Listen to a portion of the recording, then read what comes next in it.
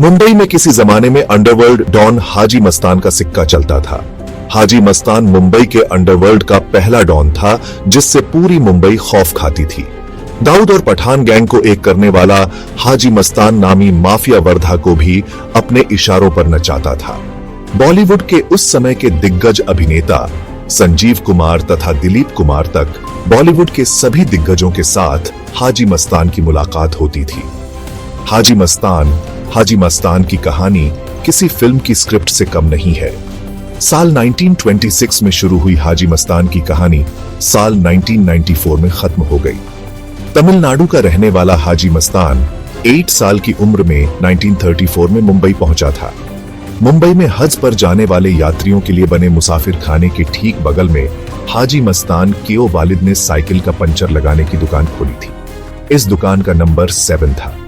हाजी मस्तान अपनी दुकान पर बैठकर साइकिल के पंक्चर लगाता था। पंचर की दुकान इतनी चलती नहीं थी, इसलिए मस्तान ने हज यात्रा पर जाने वाले यात्रियों के लिए पानी के जहाज पर कुल्ली का काम करने का फैसला किया। इंदिरा डॉक पर हाजी मस्तान कुल्ली की तरह काम कर हाजियों का सामान उठाने लगा। हाजी मस्तान ने यह देखा था कि हज यात्रियों की जांच और तलाशी नहीं होती। जहाज से उतरने के बाद हाजी सीधे बाहर निकल जाते हैं। हज यात्री कितना भी सामान लाए, कोई पूछने वाला नहीं था।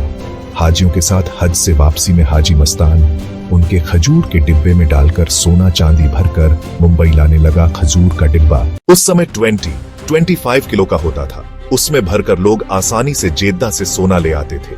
हाजी मस्तान ने सोने की इसी स्मगलिंग के जरिए शुरुआत में पैसे कमाए और मुंबई के अंडरवर्ल्ड का पहला डॉन बना। हज के लिए मुंबई ही था रास्ता। 1960 और 70 के दशक में भारतीयों के लिए हज यात्रा का मार्ग मुंबई से इंदिरा डॉक से समुद्र के रास्ते जहाज द्वारा जाने का रहा है। मुंबई से ही हज यात्रा संभव होने के कारण देश भर के हाजी मुंबई आते थे।